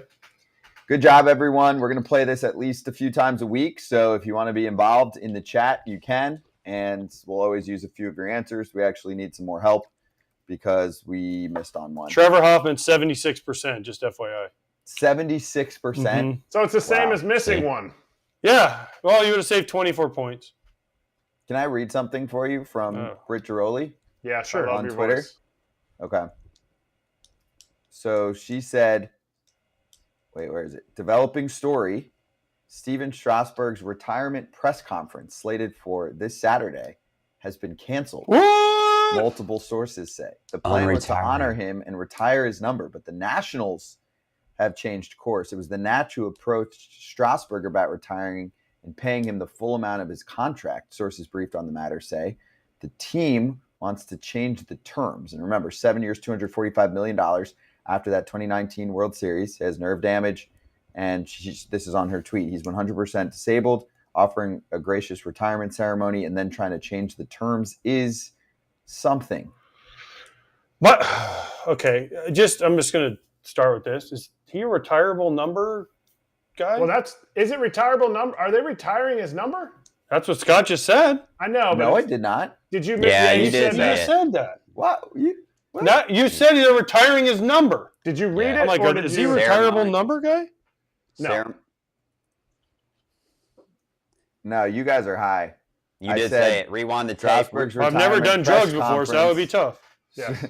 Same. CBD. Strasburg's retirement press conference slated for Saturday has been canceled. Where did you hear number? You said they Oh. were retiring his jersey. Yeah. No. I didn't say this, but when I read, sometimes I black out because I do the Ron Burgundy thing. You are correct. Britt Giroli said it. You read it, Okay. so you said it. Okay, I was wrong. The plan was to honor him and retire his number, but the Nationals have changed course.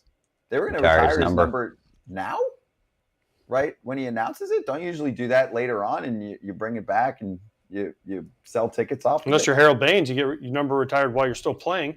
True. But I got mine retired in Boston while I was still playing. I had to switch. They retired number 26. and gave it to who? They put it on the rafters. I was and then I just switched to number 12. So I was the last to wear. Mariano signs his last to wear 42. So I signed last to wear 26. Me too. They retired mine in San Francisco. I'm gonna have to start doing that too. Do it. You guys are so cool. They actually retired. It was for Wade Boggs, and they just said, "Hey, Brock, you got to pick a new number." So I just got all the numbers that they were like, this guy's here for a little bit. We're just going to circle that number and it'll be the next guy. So it's fun. It's fun to see who gets my number in each place that I played. Well, we'll see what happens with Strauss. I don't know what the situation is there. I mean, I just don't. doesn't sound good. No, but I'm just trying to figure out Strasburg. I mean, I know he won the World Series and all that, but man, retiring his numbers, especially now. Listen, and I know he got hurt, and that was a thing, and he can't pitch, and that's horrible for him. But I mean, if he would have finished out that contract as and pitched and finished it, I don't know, man. I mean, he's 113 and 62, 3.24 ERA. I mean, I get it, but. No. It just doesn't seem like that's enough for me. But Kratz does not get it. That's not like we just need to stop the 100. What did you say? 113 wins. 113 wins. Stop. They would be retiring. The Nats would be retiring everybody's number. That won that championship. Trey. Well, Zimmerman, Rendon, I can understand. Max. For sure, Zimmerman's Zim's way before different. that. Zim's way I think the $245 million is a good enough gift. That's a great gift. That is the line of the day right there from Brock. So stay tuned. Four. By the way, Brock, We'll 30, give you more 30, info on that. 31 innings. Well, see, 31 there innings. you go. That's good living. All right, so we're waiting for Lance Lynn. Let's hit amp right now as we continue what we'll do every day, taking callers, and we have one right now. So say your name, who your favorite team is, and unmute yourself. And let's bring in our caller. Are you there? I love when you Not unmuted. I love when you do the calls. Dump. You're like, hello. That's the word, dump. Dang, they just there? missed their chance to talk to the four of us. Yeah. Unmute. Man. Unmute. Whoever you are, unmute. SHDA. They're never gonna forget about this. Go ahead. We got you. Hello. We hear you. It's so nice to hear from all of you guys. Name? You all hear me? Yeah, we got you. Let's go. Name, team. What's up? Who is this? Brian, Yankees. What's up, Brian? Great to have you on. How can we help you?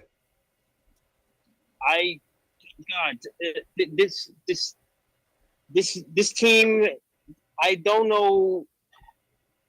It's just been an up and down thing all year. I mean, like, to think that maybe they could have called up these kids a month ago even, but things have been different. I honestly have no idea, but like, yeah, honestly, it's just so great to speak with you guys in general. Thank you, appreciate that. And yeah, I mean, going back to what we were saying earlier about Jasson Dominguez, you were saying. Well, he's Volpe. He's Volpe, man. I mean, he got Volpe at the beginning of the year. He did right off. But they were counting on Bader being good. They were counting on Rizzo not having a concussion, right, and missing. Right. Mm-hmm. I mean, so yeah, it'd been great. But Dominguez, as Kratz said a few minutes ago, he was hitting 240 in Double-A, and then he gets hot for a couple weeks. They put him in Triple-A for a little bit. He comes up. He's hit 3 homers in 5 games. They weren't counting on Trevino going down, missing basically the whole year, right? So they needed a catcher. So Austin Wells was their top prospect. So they fire him up there. And they're only doing this because they're out of the race. They would not have done this if they were in the playoff race. And, unless you're Todd Frazier and you think they're still in it. But that's a whole different argument you guys can have tomorrow. Kratz, Brock? Yankees stink no matter what. So nothing would have changed. They were always going to be in last place. That's my answer. That's so fucked. No, I think what AJ said, we hit on the fact that Dominguez needs, like, he's 20 years old. When you think about how, like, people changed or how you've changed when you were 20 years old, some people still grow an inch when they're 20 years old. Like, he developed this extra, he's been working on this swing, he's been working on it, and they showed things that, coupled with the fact that they were losing, that we want to see what he can do in the big leagues. There was no pressure on him. You bring him up a month ago, maybe he didn't get that final bit of development, that he didn't figure that last little bit out. Honestly, Austin Wells has been hitting better in the minor leagues more consistently throughout the year, and he's the one that's not doing as well in the big leagues. So it's one, it's 5 games. 2, he would not have been the savior of this season beforehand. The rest of the team was not hitting, and bringing him up for a month. Hey, you know what? In a month, he might have 20 home runs. They'll still not make the playoffs. Exactly. Thank you. All right, so good stuff. We'll do this every day. Take a caller on AMP, and you can follow us at Foul Territory. There it is. Very simple. Go check it out. Download the app. Have a good time. And you can listen to the whole show on there as well as we're streaming it live. So let's talk about a playoff contender. I mentioned this for a second earlier. Yankees? No, the Marlins. Oh. Padres. Derek Jeter's old team, not the Yankees. The Marlins. Remember, Jeter ran the Marlins. He Seems did. like a long time ago, but he ran the damn Marlins. And how'd that work out? Terribly. He ran the damn Marlins into the ground. It did not work out well. And Jorge Soler has an oblique injury, which sucks because that's usually not going to be a quickie. And Sandy Alcantara goes down. Now, I know he has not been nearly as good as he was last year in his Cy Young season, but he was much better in the second half of this year. Still putting up above average numbers on ERA plus. League average is 100. He's a little over that. Yeah, but he wasn't Nero's dog. I mean, he was. No, I know. He also eats a lot of innings for them. You can count on innings for him. And in the second half, he has been better. So losing him, and it's your favorite injury, and I mean that very sarcastically. Right forearm strain usually means what eventually? Not good. Not good. Not Thomas good. Jonas. Yeah, Thomas Jonas. But going back to Thomas Jonas, that was a good one. Going back to going back to Tyler Glasnow, it's better to have a UCL that works than one that doesn't. So it could be good in a couple years, right? Yeah, but this is their time. And also, yeah, let's show it because I like to see it. Injuries suck. Okay? Unless you're getting paid $245 million. Right. And your number retired. There it is. True, Brock. But they need him now. I mean, the Marlins are in contender mode now. I mean, I don't think they're a World Series team, but just to give their fans some hope for these next few years, like their pitching is ready to win now. Let's hope he gets back. They've got a starting staff that can, because their team is good. I mean, they're not great, but they're good. They're good. And they're fun to watch too. Yeah. I mean, Jazz, Arise, Soler hitting bombs, and their starting pitching is good. And their bullpen, they went out and got Robertson, Jake Berger. Jake Berger's hitting bombs left and Berger bombs. I mean, they're kind of in that point where this is where they're supposed to take the next step, and they were counting on Sandy. They're third in the wild card right now, right? They're in right now. They're in. Yeah, I mean, it's a battle though. Yeah, you lose. I mean, it's a Soler's battle, basically but their best hitter. I mean, 842 OPS, 35 homers. You got to mess around with the Reds. I mean, they're going to be fighting with the Reds and the Diamondbacks. If you think, say, the Cubs and the Phillies are going to take those two spots, to me, San Francisco's done now. Their offense is so bad lately. They didn't do anything for this team the entire year in terms of making ads. So they've lost 6 in a row, and the Marlins have won 6 in a row. But yeah, Brockstar, I think when you look at this ball club, especially this series right now, this is where you do look at the schedule and go, Dodgers, that's a rough one. They smacked the Dodgers again. Yeah, I mean, that's what I'm saying. Like, they still have guys on the team. I mean, obviously, Soler, you take him out of the lineup. Sandy's out of the rotation, but you know, going up against the Reds and who else was what was the other team? D-backs. D-backs. Yeah, I like the D-backs, man. I like Torrey, but I mean, they're not out of it, right? I mean, they still have arms. They still got guys who can do it. I mean, obviously, you want those two guys in the lineup and pitching every 5th day, but I mean, I think you got to like where they're at as a team, as an organization moving forward, especially this year. You know, we got a month left, and they're, as of right now, in the playoffs. So they're kind of in control of their own destiny right now. Thing that hurts me is not about the playoffs. We're going to keep talking, you know, will they make the playoffs? Will they not? I think Skip Schumacher's done an awesome job as the manager of a team that's really not full of superstars. And Sandy was not helpful early in the year, and he's kind of come back around. The thing that hurts for me with Sandy and this injury, because we think it could be a Thomas Jonas or whatever you said, Thomas Juan surgery, is I wanted this guy to be the guy that was going to stay healthy because he wants the ball. He wants to be out there. He wants the innings. And if he gets the same surgery that all these guys that throw 4 to 5 innings, it just is like, man, I want some guy to come out that's an inning eater and stays healthy. Like, that's what I want, because to me, that's what's missing in the game. Well, I think nowadays, like, Thomas Jonas is inevitable. Like, Thomas Jonas. Thomas Jonas. He said Tomas. Tomas Jonas. Tomas Juan. Tomas Jonas is inevitable. Like, if you throw the way that these guys throw the ball, like, it's inevitably going to happen to your best pitcher who throws 100 miles an hour and throws a 94 mile an hour slider. Like, it's part of it. Like, you're just going to have to plan for it. Hopefully it doesn't happen, but there's a better chance that it is going to happen than it's not going to happen. So I feel like it's just part of it now, and you know, you deal with it whenever it happens. But the way these guys can throw and manipulate the baseball, and how strong and athletic everyone is now, it's the human body. The UCL can only take so much force. And these guys, I mean, you see it in the NFL too, blowing out ACLs, making a cut. Like, these guys they're too strong, they're too fast, and the human body only, you know, it can only take so much force. And these guys are overexerting the limits, and You That's know, why injuries are going to happen. That's why Kratz and I never blew out ACLs. Exactly. There's some funny comments, then we'll get to slap. So Jackson said Jeter dumped Stanton on the Yanks.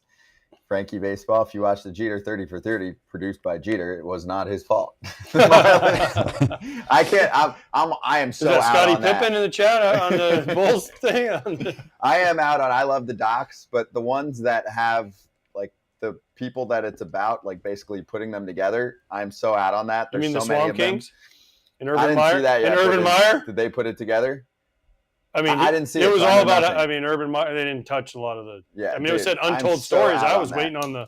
I wanted to hear the real untold stories. When the docs are made by the people that they're about, no, we need to stop that. That's called an infomercial. You got to admit the Last Dance was legit, though. Did Jordan make Last Dance? I don't know, but it was legit. That's what I'm saying. Jordan didn't make it. There's a ton that of was those. legit. No, Listen, I love the docs. I want to be clear here. I love the docs. There are many docs now. If you go, there was one time when I got my appendix taken out and I had some time and I couldn't sleep late night. I went through a bunch and like half the ones I watched, like I'm like, you made this. It's like you could tell. I mean, it's a very different storyline. They'll give you the adversity, but it's super fake. The American Gladiators one was awesome. That was probably before your time. No, American Gladiators. My friend put that one together. You have Laser, Blazer, Blaze. All about it. I wanted to know more about Johnny Football too. Did you watch that one? Yeah, he's a mess. He's just a mess.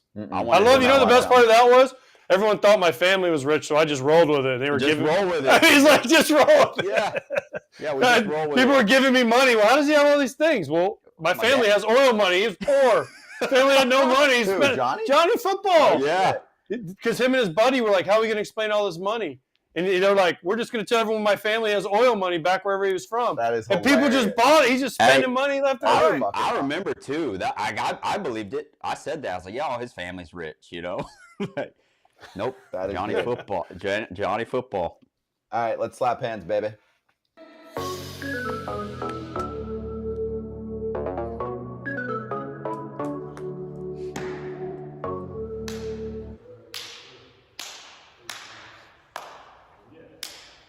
All right, so we're in Atlantic City at Borgata the next 2 Fridays. So it'll be Todd Father, myself, and Kratz, along with our guests, not in person, but we'll talk to Ken Rosenthal, Ryan Helsley, and Lance Lynn.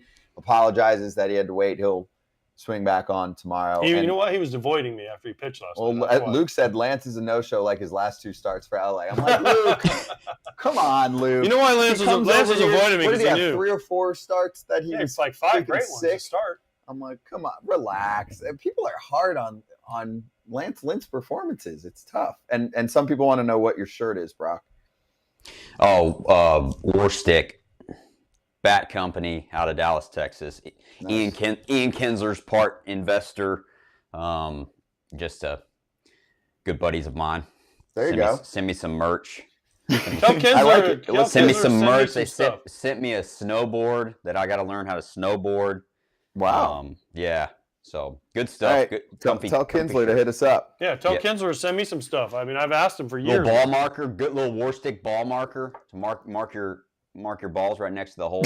AJ. Perfect. That's gonna sound good on a clip. I'm gonna need that Kratz, tomorrow while you guys mark are your Borgata. balls, baby. Yeah, mark your balls. Kratz, what's on your head?